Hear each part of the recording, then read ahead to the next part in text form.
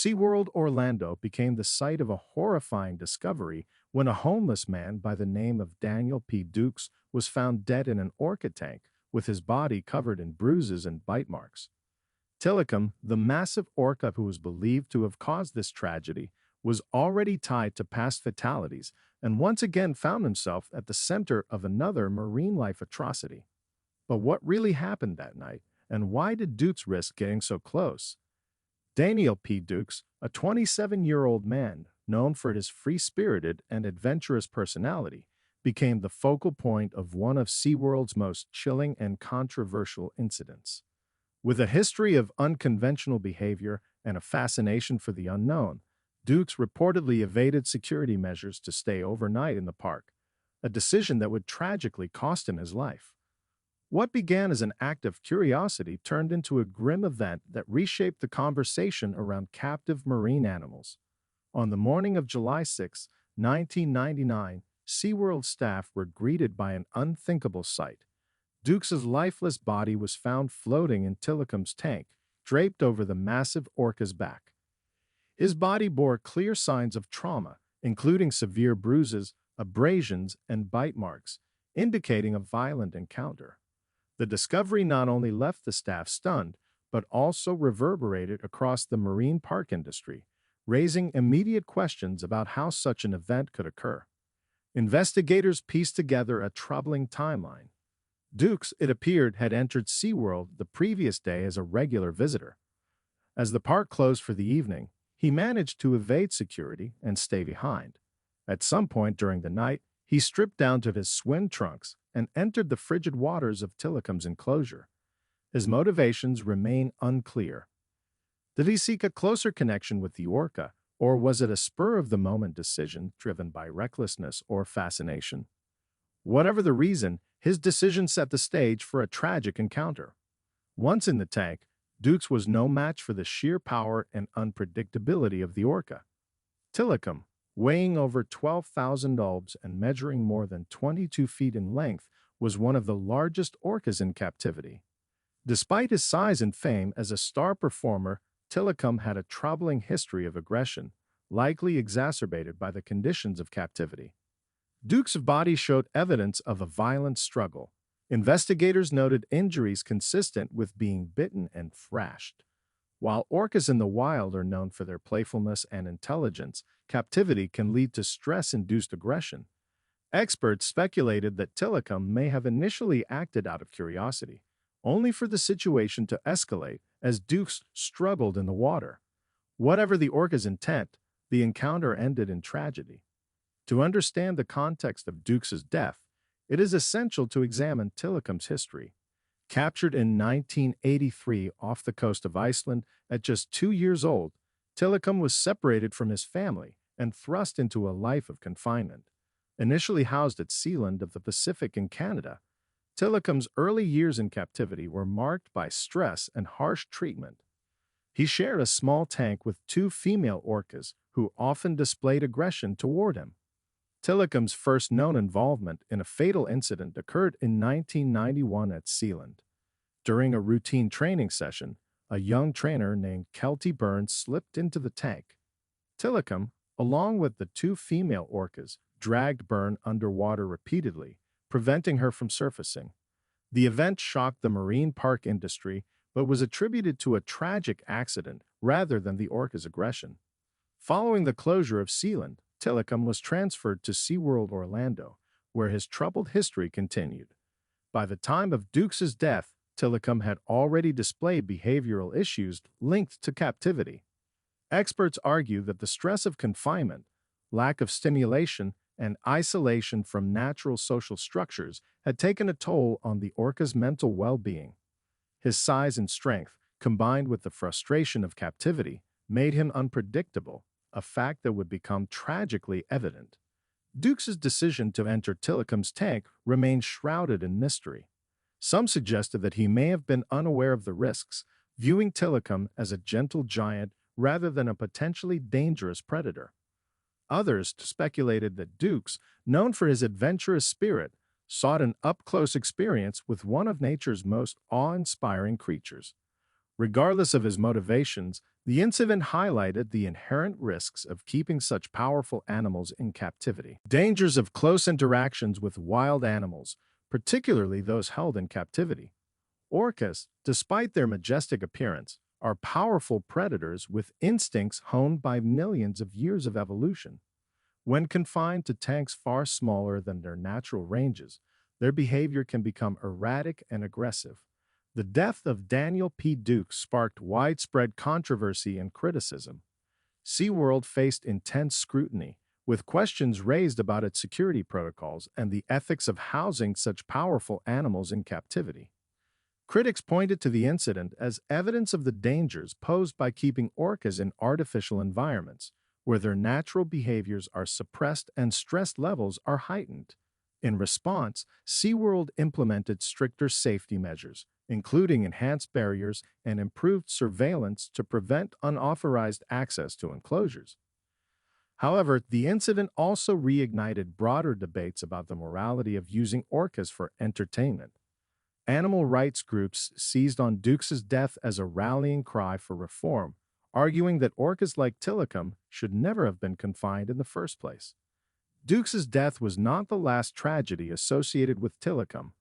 In 2010, Tilikum was involved in the high-profile death of Dawn Brancheau, an experienced SeaWorld trainer, during a performance.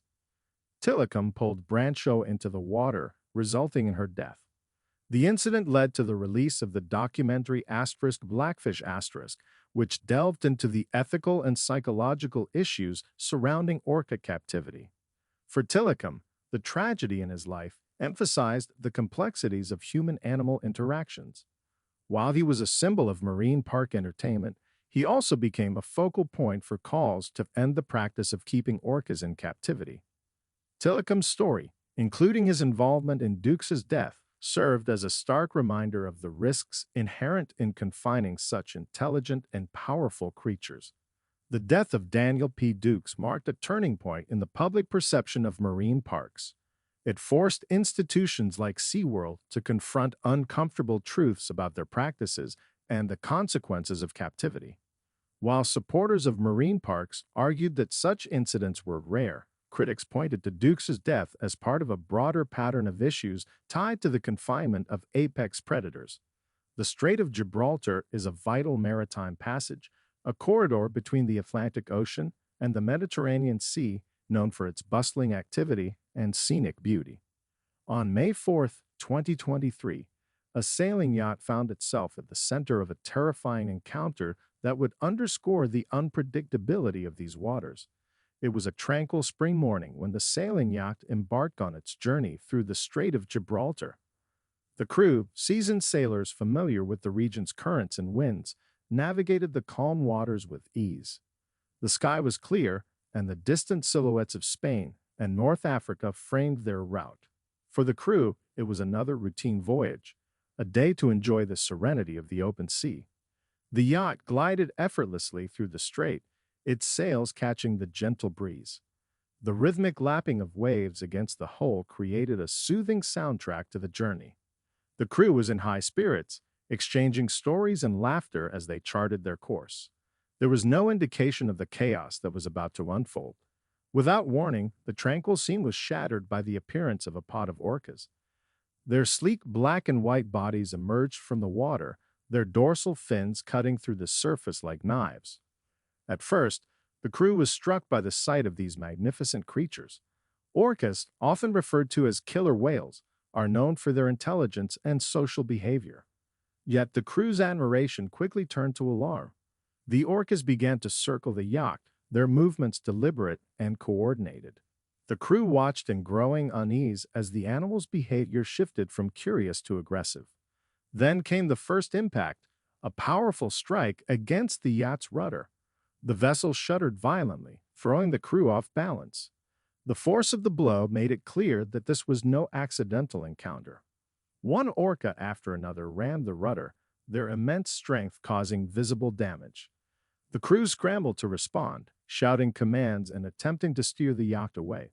But the orcas were relentless. Their attacks were precise and unyielding.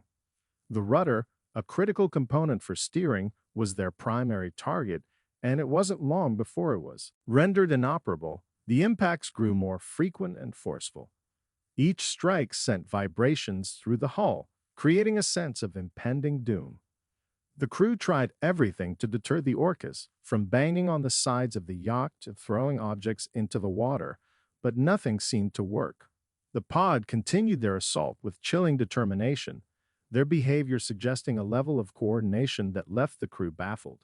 As the situation escalated, panic set in. The crew worked frantically to assess the damage and stabilize the yacht. Water began to seep into the lower compartments, a grim sign that the hull had been compromised. The once confident sailors now found themselves at the mercy of the orcas and the elements. Their attempts to radio for help were met with static, adding to their desperation. The crew's fear was palpable as they realized the yacht's fate hung by a thread.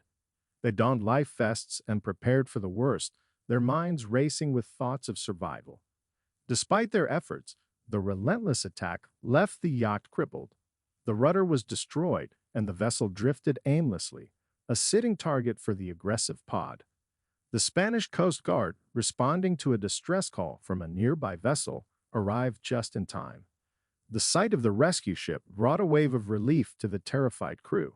The Coast Guard managed to evacuate them from the sinking yacht, ensuring their safety before the vessel was claimed by the sea. The yacht eventually sank near the port of Barbate. It remains a haunting reminder of the encounter for the crew. The rescue marked the end of a harrowing ordeal, but the psychological scars would linger. The experience of being attacked by one of nature's most powerful predators left an indelible mark, altering their perception of the sea and its inhabitants. Their story, shared with maritime authorities and the media, became part of a growing narrative about the dangers posed by orcas in the Strait of Gibraltar. This incident was not an isolated case. The Strait of Gibraltar has become a hotspot for orca attacks on boats, with sailors reporting an alarming increase in such encounters. Researchers and marine biologists have been working to understand the behavior of these orcas, which appears to be highly coordinated and targeted. The focus on rudders, a critical part of a boat's steering mechanism, suggests a learned behavior that is spreading among the pod. The attacks have raised questions about the motivations behind the orca's actions. Some scientists believe that the behavior may stem from environmental stressors, such as declining fish populations and increased boat traffic in the region. Others theorize that the attacks are a form of play or exploration, with the orcas exhibiting their intelligence and problem-solving abilities in a way that humans perceive as aggression. For the maritime community, the rise in orca attacks has become a pressing concern. Authorities have issued guidelines for sailors traveling through the strait, advising them to avoid areas where orcas are known to congregate and to report any sightings immediately. However, the unpredictability of these encounters makes it difficult to fully mitigate the risks. The Strait of Gibraltar, a vital maritime corridor, has become increasingly synonymous with stories of orca encounters. On July 24, 2024, the crew of the yacht Bonham William experienced firsthand the power and unpredictability of these majestic creatures in a harrowing attack that left their vessel lost to the depths of the sea. The Bonham William a sleek 50 feet long yacht, was making its way through the Strait of Gibraltar on a sunny July morning. The weather was pristine, with calm seas and clear skies offering ideal sailing conditions. The two-person crew, experienced sailors who had navigated these waters many times, reveled in the tranquility of the voyage. As they passed through the strait, the dramatic cliffs of Spain to their north and the rugged coastline of Morocco to the south provided a picturesque backdrop. The yacht cut through the waters effortlessly, its polished hull glinting in the sunlight. The crew took turns at the helm, enjoying the rare peace of open waters. For them, this journey was an escape from the mundane, a chance to reconnect with nature. Little did they know, their serene voyage was about to turn into a nightmare. It began subtly, a shadow beneath the water, a slight ripple, and then the unmistakable sight of dorsal fins slicing through the waves. A pod of orcas appeared. In their black and white forms, an awe-inspiring sight against the deep blue sea. At first, the crew watched in admiration, captivated by the graceful predators. But admiration quickly turned to alarm. The orcas circled the asterisk Bonham William asterisk, their movements synchronized and deliberate. The crew's unease grew as the animals began to close in, their intentions unclear. Then, without warning, one of the orcas struck the yacht's stern with a resounding thud. The impact reverberated through the hull, jolting the crew and shaking their sense of control. Before they could react, the pod launched a coordinated assault. One by one, the orcas rammed the yacht's rudder, targeting the steering mechanism with precision. The crew scrambled to respond, attempting to steer the vessel away from the attackers, but the damage was already taking its toll. The rudder, essential for navigation, was rendered useless within minutes. Each strike from the orcas was a display of their immense power. The yacht groaned under the repeated impacts, its fiberglass hull creaking ominously. Waves splashed over the deck as the yacht tilted to one side, leaving the crew struggling to maintain their footing. The orcas showed no sign of relenting, their behavior eerily calculated and relentless. Panic set in as the asterisk Bonham William asterisk became increasingly vulnerable. The crew, seasoned though they were, had never faced anything like this. They shouted to each other over the chaos, trying to formulate a plan. One of them grabbed a flare gun, firing into the air in a desperate attempt to deter the orcas, but the pod seemed unfazed, continuing their assault with an almost mechanical persistence. The yacht began to take on water as the damage became catastrophic. The crew frantically worked to seal the breaches, but their efforts were no match for the relentless force of the orcas. The steering was completely compromised, leaving the asterisk Bonham William asterisk adrift and at the mercy of the sea and its attackers. As water flooded the lower compartments, the crew knew they were running out of options. They activated the yacht's emergency beacon, sending out a distress signal. Time was running out, and their priority shifted from saving the vessel to saving themselves. The Spanish Coast Guard, responding to the emergency signal, arrived just in time. Their patrol boat cut through the waves toward the stricken yacht, its crew fully aware of the dangers posed by the pod of orcas. As they approached, the Coast Guard used loudspeakers and sound-emitting devices to try and drive the orcas away. The asterisk Bonham William asterisk crew, now huddled on the deck, waved frantically as the Coast Guard neared. In a carefully coordinated operation, the Coast Guard managed to get the sailors off the sinking yacht and onto their patrol boat. The rescue was a tense and delicate operation, with the orcas still circling the area. Despite the crew's safe evacuation, the yacht could not be saved. The asterisk Bonham William asterisk sank slowly, its once pristine hull disappearing beneath the waves. The crew watched in silence as their beloved vessel was claimed by the sea, the orcas finally dispersing as the yacht vanished. The attack on the asterisk Bonham William asterisk was one of many incidents that summer, part of a disturbing pattern of orca aggression in the Strait of Gibraltar.